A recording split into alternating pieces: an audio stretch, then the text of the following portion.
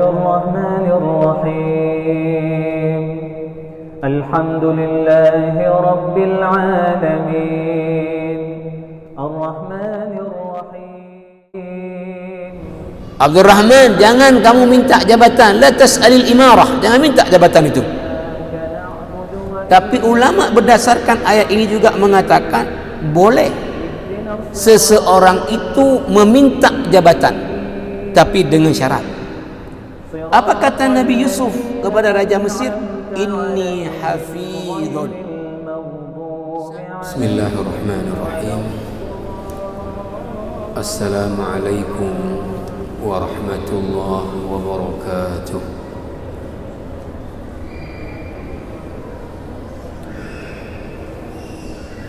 الحمد لله الذي أمرنا بالأمر بالمعروف والنهي عن المنكر وجعلنا خير أمة أخرجنا للناس نأمر بالمعروف وننهى عن المنكر ونؤمن بالله. أشهد أن لا إله إلا الله وحده لا شريك له وأشهد أن محمدا عبده ورسوله. اللهم صل وسلم وبارك عليه وعلى آله وأصحابه ومن تبعهم بإحسان إلى يوم الدين. Amma ba'd.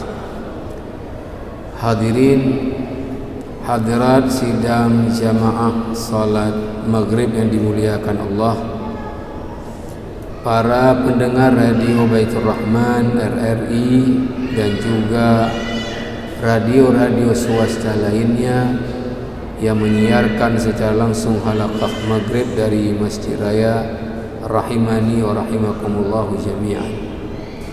Alhamdulillah atas nikmat rahmat daripada Allah, kita kembali dapat bertemu pada malam ini dari waktu selepas maghrib sampai sebelum isya untuk halaqah maghrib kita.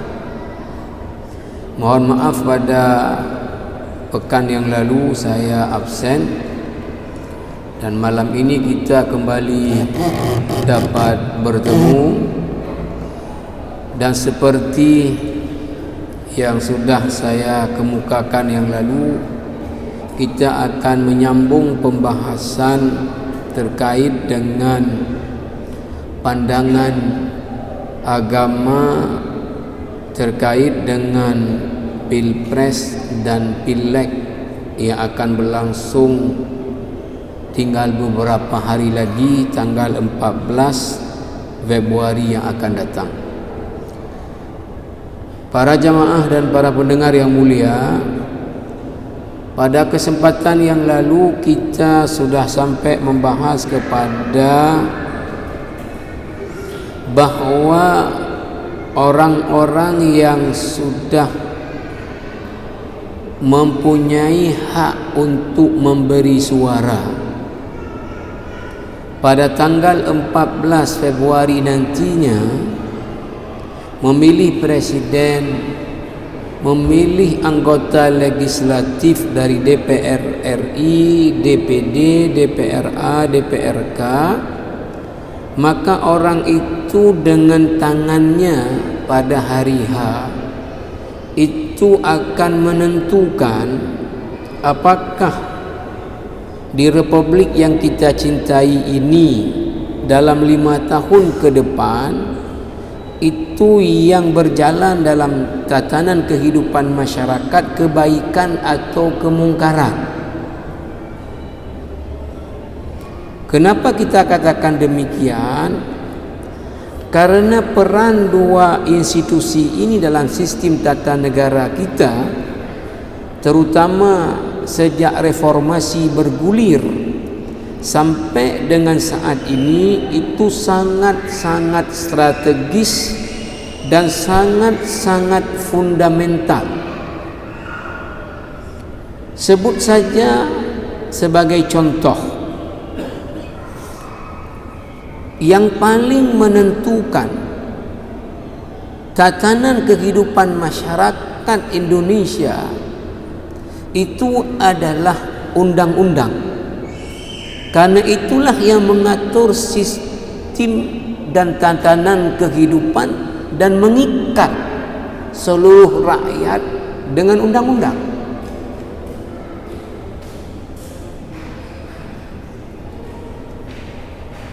Maka siapa yang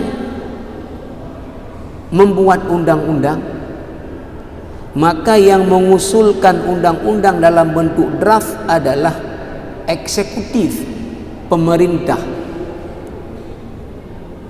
Lalu kemudian dibahas oleh siapa? Oleh perwakilan daripada rakyat, legislatif, dan disahkan oleh legislatif. Hasilnya kemudian akan mengikat seluruh rakyat Indonesia. Maka kita bisa mengilustrasikan kalau yang mengisi dua lembaga ini adalah orang-orang yang zalim, orang-orang yang fasik, maka akan terjadi kolaborasi kerjasama, kong kali kong. Orang-orang yang zalim di dalam kezaliman yang akan mereka buat. Dan ini sudah kita sebut, dijelaskan Allah dalam surat Al-An'am 129. Wa kadzalika nuwalli ba'dadh zalimina ba'dham bima kanu yaksibun. Demikianlah kami jadikan sebahagian orang zalim itu mitranya, koleganya, konconya, kawannya, juga orang-orang zalim dalam hal yang apa mereka lakukan.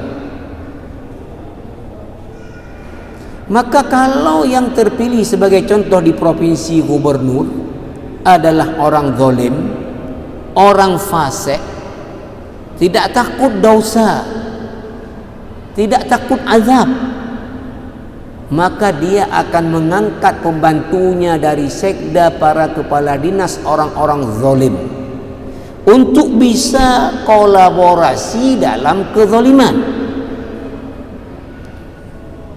Maka kemudian kepala-kepala dinas yang zalim tadi akan juga mengajukan nanti pembantunya kabid-kabid orang-orang zalim. Maka pada saat itu ada orang yang baik, jujur, mampu, nggak dipakai di bangku panjangkan, karena tidak bisa kong kali kong dalam kezaliman. Para jamaah yang mulia, yang kedua yang paling menentukan dalam sistem tatanan kehidupan selain pada tadi pembuatan undang-undang adalah pada anggaran pendapatan dan belanja negara, disebut APBN singkatannya. Provinsi APBA, kabupaten kota APBK, ini diperuntukkan kemana saja, untuk apa saja. Siapa yang mengusulkan? Eksekutif, pemerintah. Dibahas oleh siapa? Legislatif. Disahkan oleh siapa? Legislatif. Maka kalau yang mengusulkan orang-orang zalim, dibahas oleh orang-orang yang zalim, terjadilah kolaborasi, kerjasama dalam kezaliman yang dahsyat.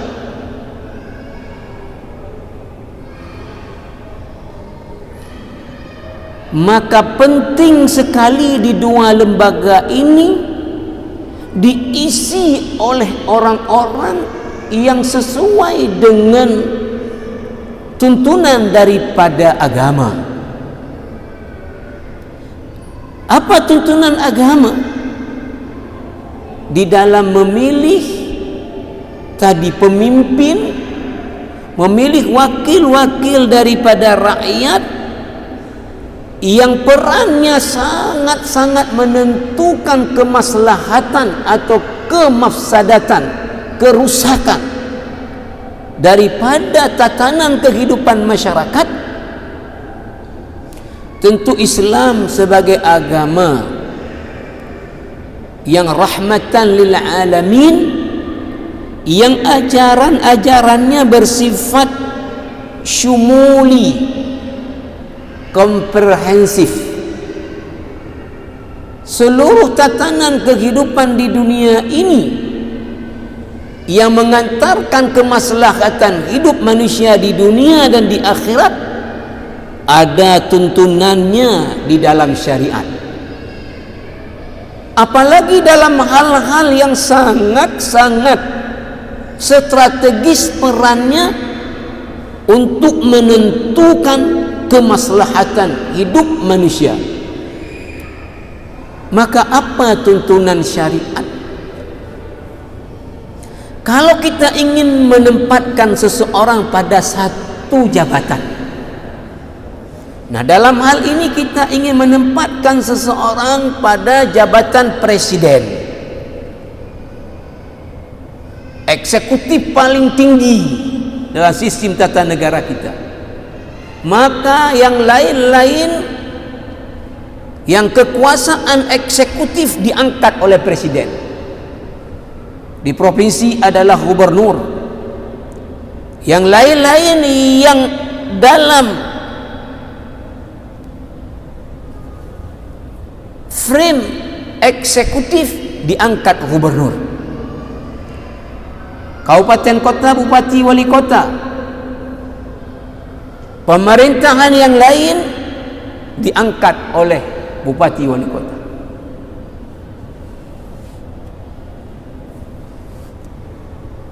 Jamaah rahimakumullah. Yang kedua, untuk menempatkan orang-orang yang menjadi wakil daripada rakyat dan digaji oleh rakyat mengurusi urusan rakyat. Sebetulnya begitu juga eksekutif, mulai dari presiden, pembantunya. Presiden diangkat rakyat, digaji dengan uang rakyat, diberi fasilitas dari uang rakyat. Seluruh orang lain yang dalam struktur pemerintah sebetulnya juga diangkat oleh rakyat, melalui rakyat mewakilkannya kepada presiden, dan digaji juga dengan uang daripada rakyat untuk mengurusi kemaslahatan hidup daripada rakyat. Legislatif dengan berbagai levelnya tadi dipilih oleh rakyat, digaji dengan uang rakyat untuk mengurusi kemaslahatan rakyat. Maka apa ketentuannya dalam syariat? Para ulama berdalil dengan dua ayat dalam Al-Quran. Ini disebut Syekh Yusuf Al-Qardawi di dalam kitabnya Fiqhuz Zakah, di pembahasan tentang masalah amil zakat itu siapa yang boleh untuk ditempatkan sebagai amil zakat, apa syarat-syaratnya. Kemudian Syekh Wahab Az-Zuhair dalam kitabnya Al-Fiqh Al-Islami wa Adillatuhu, di pembahasan tentang fikih siyasah. Kemudian jamaah rahimakumullah, Dr. Erwandi Tarmizi dalam bukunya Harta Haram Muamalah Kontemporer. Dua ayat yang dijadikan dalil oleh para ulama. Pertama adalah ayat 25 surat Yusuf. Ayat 25 surat Yusuf. Allah berfirman, ini kisahnya Nabi Yusuf mengajukan diri kepada Raja Mesir agar diangkat menjadi menteri bulagh. Nabi Yusuf mengatakan, qala ja'alni ala khazainil ardi inni hafizun alim. Yusuf berkata, qala ij'alni, jadikan saya, ala khazainil ardi, untuk menjadi menteri bulagh, mengurusi bulagh. Karena khazain jamak dari khazinah, tempat menyetop sesuatu. Maka dalam tafsir Al-Munir dikatakan, ada ulama tafsir yang mengatakan menteri bulagh juga merangkap menteri keuangan, karena tempat menyimpan duit juga namanya khazinah, tempat menyimpan hasil panen juga namanya khazinah. Yusuf berkata, angkat aku menjadi menteri bulagh. Apa alasan Nabi Yusuf mengajukan diri? Sehingga ini menjadi dalil juga para ulama bahawa dalam Islam hukum dasar meminta jabatan adalah dilarang. Karena Rasulullah menasihati sahabatnya Abdurrahman ibni Samurah, Abdurrahman, jangan kamu minta jabatan, la tas'alil imarah, jangan minta jabatan itu. Tapi ulama berdasarkan ayat ini juga mengatakan boleh seseorang itu meminta jabatan, tapi dengan syarat. Apa kata Nabi Yusuf kepada Raja Mesir? Inni hafidhun, saya ini pandai menjaga amanah, saya ini tidak akan menyelewengkan amanah yang diberikan, akan saya jaga sebaik-baiknya. Ini berarti bicaranya aspek apa? Integritas, bahasa sekarang, moralitas. Orang yang diberi satu jabatan mengurusi urusan publik wajib terpenuhi integritasnya, adalah integritas yang baik, jaminan orangnya jujur, orangnya amanah, orangnya baik. Tidak cukup ini untuk menduduki satu jabatan, mesti syarat yang kedua terpenuhi. Apa dia? Kata Nabi Yusuf, alim, inni hafidhun alim, saya itu ahli, punya ilmu. Bagaimana kalau terjadi panen raya, stok itu melimpah, harga tapi tidak turun? Bagaimana ketika kemudian terjadi kemarau peceklik, stoknya juga cukup, harga tidak melambung tinggi? Saya punya ilmu mengatur itu. Inilah namanya kerja bulagh. Kita tahu Mesir itu karena ada sungai Nil, maka wilayah-wilayah yang dialiri oleh sungai Nil enggak pernah kering sepanjang masa itu menjadi subur, walau di musim kemarau. Sementara di Palestina terjadi musim kemarau, sehingga saudara-saudara Nabi Yusuf datang dari Palestina ke Mesir minta bantu pangan, karena di sana sudah kekeringan. Jadi yang kedua apa? Tadi alim, punya ilmu tentang hal yang diurusi. Ini namanya dalam bahasa sekarang kapasitas. Dalil yang kedua adalah surat Yusuf ayat 26. Ini kisahnya Nabi Musa lari dari istana Fir'aun. Di tengah jalan pelariannya, ini dikisahkan oleh Al-Quran, ada dua orang berkelahi.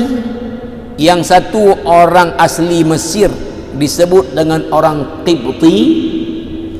Yang satu lagi adalah orang dari keturunan Bani Israel yang sudah hijrah ya dari Palestina ke Mesir, yaitu keluarganya Nabi Yakub, jadi keluarga Nabi Yusuf. Maka orang Bani Israel ini minta bantu sama Musa untuk lawan orang Qibti. Ditempelenglah sama Musa orang Qibti ini, sekali tempeleng mati. Maka makin dicari Musa oleh bala tentaranya Fir'aun. Larilah Musa, enggak tahu arah kemana, terbirik-birik, sampailah ke satu tempat, berteduh di bawah pohon. Musa tengok orang ramai sedang ambil air untuk ternaknya, tapi ada dua anak perempuan gadis yang tidak mau rebut-rebutan dengan laki-laki, menunggu selesai laki-laki baru mereka ambil air untuk ternak mereka. Dibantulah dua perempuan ini oleh Musa ambil air ternak.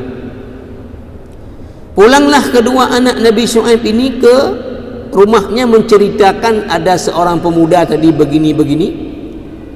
Kemudian Nabi Syuaib mengutus salah seorang anaknya mengundang balik, mengundang Musa datang ke rumahnya. Datanglah Musa ke rumah Nabi Syuaib. Lalu Musa ceritakan apa yang terjadi dan dia sedang dicari, mau dibunuh oleh bala tentaranya Fir'aun. Kata Nabi Syuaib, kamu sudah di negeri yang aman, tidak perlu takut lagi. Maka salah seorang anak Nabi Syuaib di ayat 26 surah Al-Qasas mengajukan kepada ayahnya. Qalat ihdahuma ya abati istajirhu inna khaira man istajarta al-qawiyyu al-aminu. Salah seorang anak Nabi Syuaib berkata, ya abati, wahai ayah anda, wahai ayahku, istajirhu, pakai Musa ini suruh kerja ngembala ternak kita, gaji dia.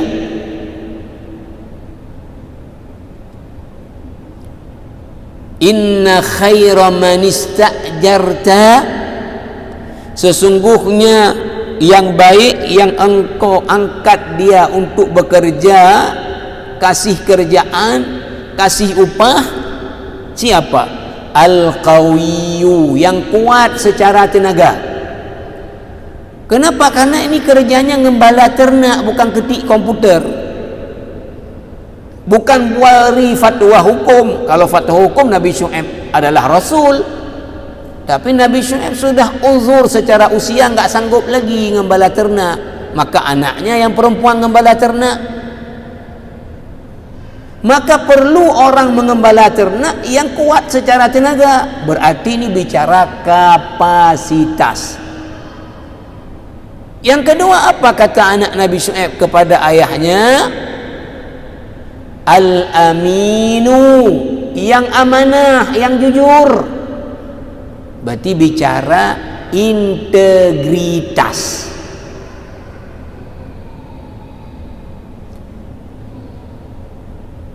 Maka Syekh Yusuf Al-Qaradawi mengatakan, dalam setiap jabatan, kalau ingin menempati seseorang dan dia mengurusi urusan publik, maka yang dilihat selalu dua hal. Apa dia? Kapasitas dan integritas.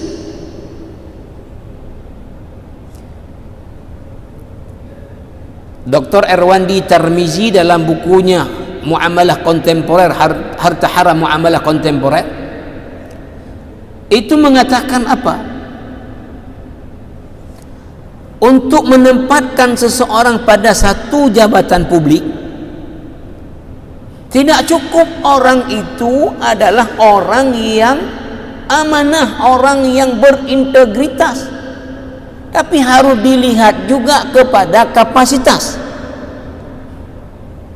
Sebut sajalah dalam apa yang kita bahas.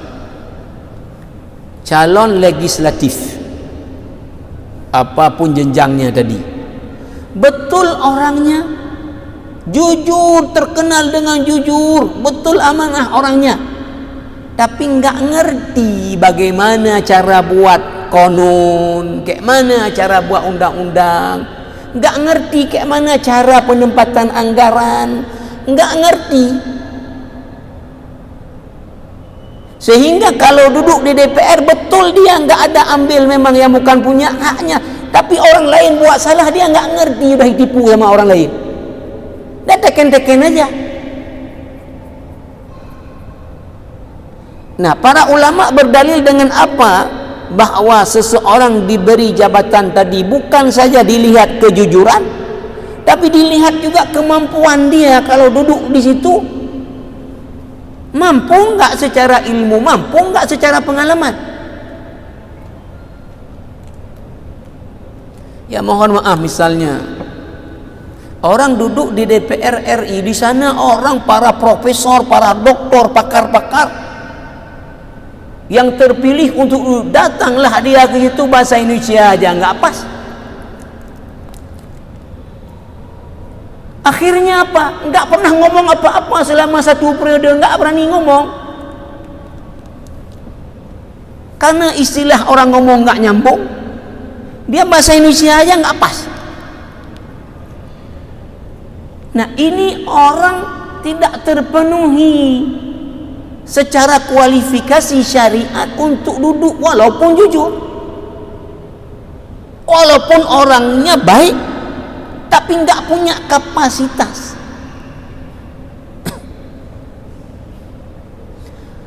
Orang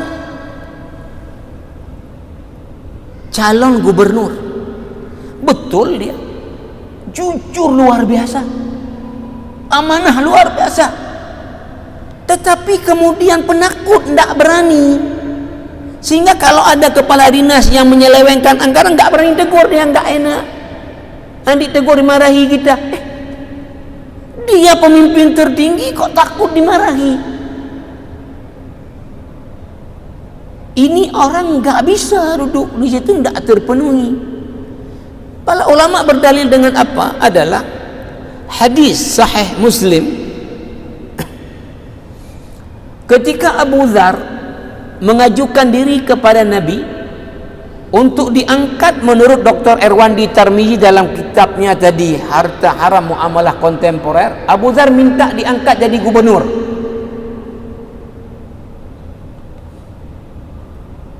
Minta diangkat jadi gubernur.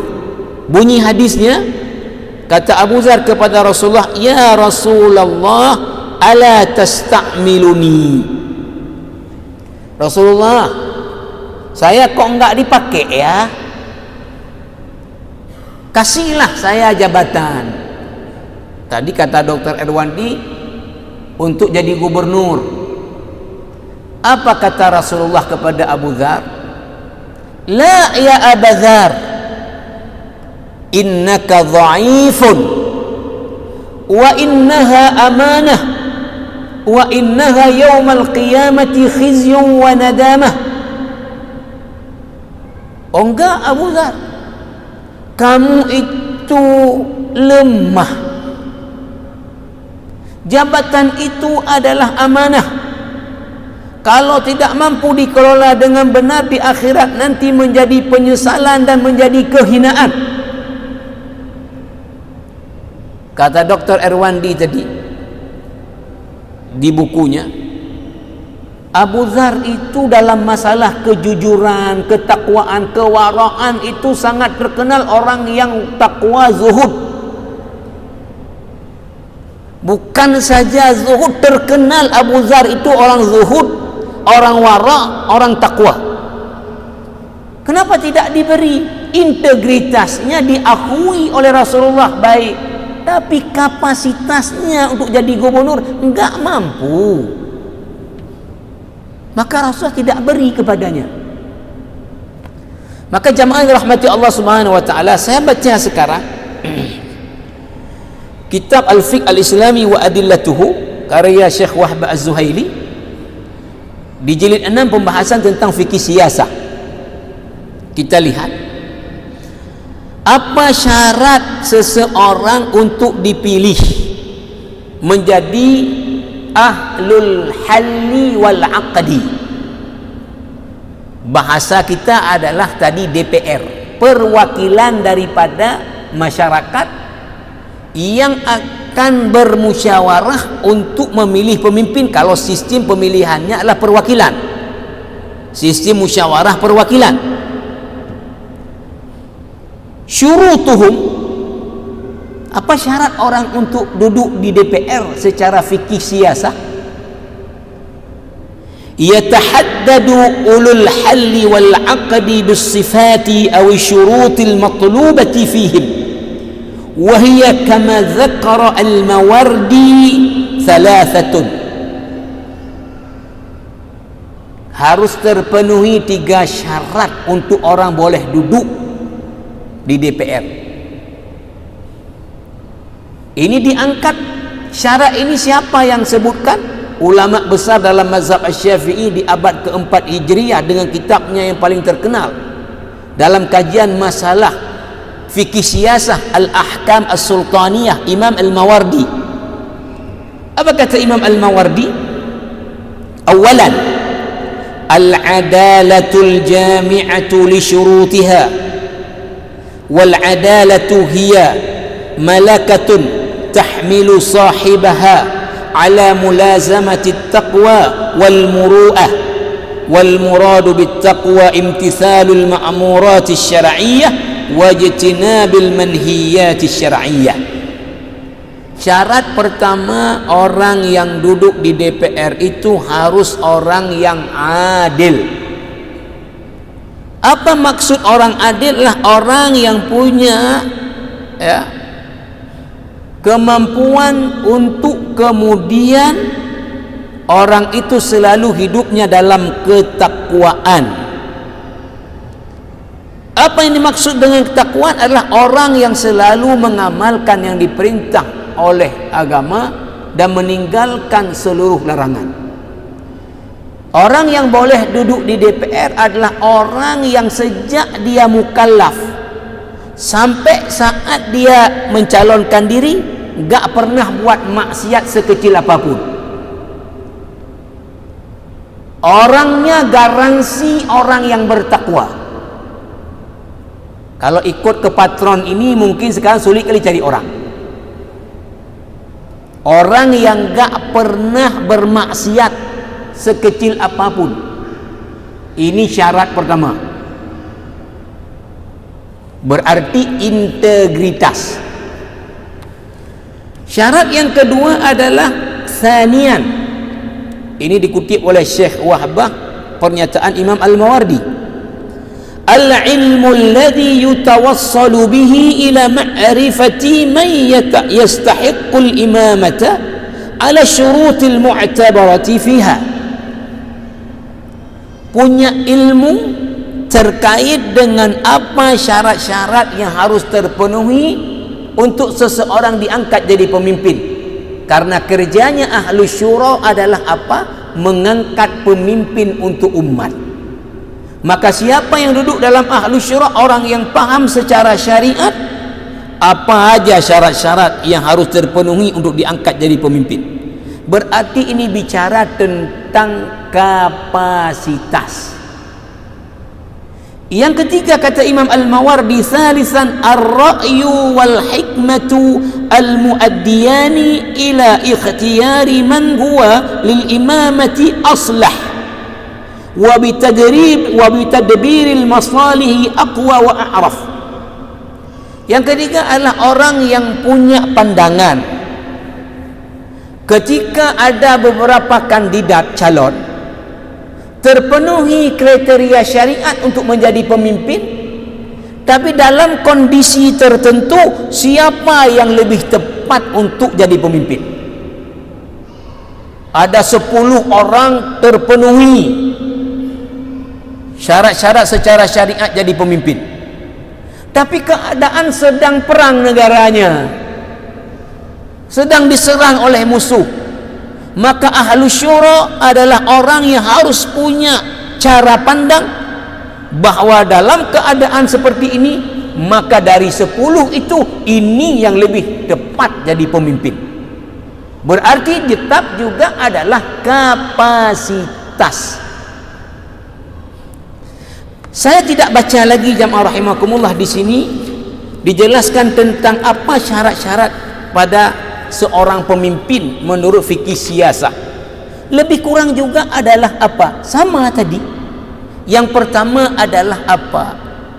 Orang yang bertakwa, orang yang saleh, sehingga jaminan dia itu tidak bermaksiat, sehingga dengan begitu dia tidak akan lakukan penyimpangan karena takut dosa, takut azab. Yang kedua adalah punya kapasitas tadi. Kalau memimpin, mampu enggak dia dari latar belakang pengalamannya, latar belakang keilmuannya, mampu enggak memimpin dia? Ini yang dilihat, integritas, kapasitas. Pertanyaannya jamaah yang mulia, waktu kita sudah sempit, adakah masyarakat kita yang punya hak pilih ketika memilih calon pemimpin, calon DPR, melihat penilaian dari dua sisi ini? Lihat bagaimana integritasnya, bagaimana kapasitasnya. Yang kita dengar, yang kita lihat beredar di dalam masyarakat, apa kemudian yang terjadi adalah apa? Disebut dengan money politik. Money politik. Masyarakat kalau ditanya, "Dran to ni pilih ganyo to yang jok peng."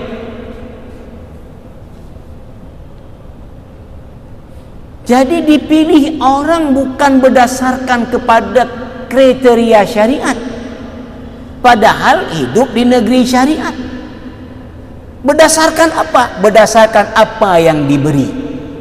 Drangganyo tuan pilih tuannya lejo. Maka kita mendengar bahwa ada masyarakat membuat apa patokan.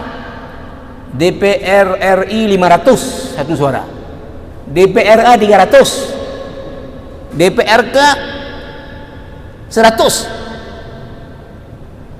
Nah, ini yang terjadi di dalam masyarakat. InsyaAllah nanti kita akan sambung. Kalau seperti ini menurut syariat seperti apa? Ya, menurut syariat seperti apa? Memilih orang karena diberi sesuatu menurut syariat seperti apa? InsyaAllah ini pada minggu yang akan datang. Subhanakallah bihamdika asyhadu an la ilaha illa anta astaghfiruka wa atubu ilaik. Assalamualaikum warahmatullahi wabarakatuh. اللهم أعنا على ذكرك وشكرك وحسن عبادتك. ربنا اغفر لنا ذنوبنا ولوالدينا وارحمهم كما ربونا صغارا ولجميع المسلمين والمسلمات.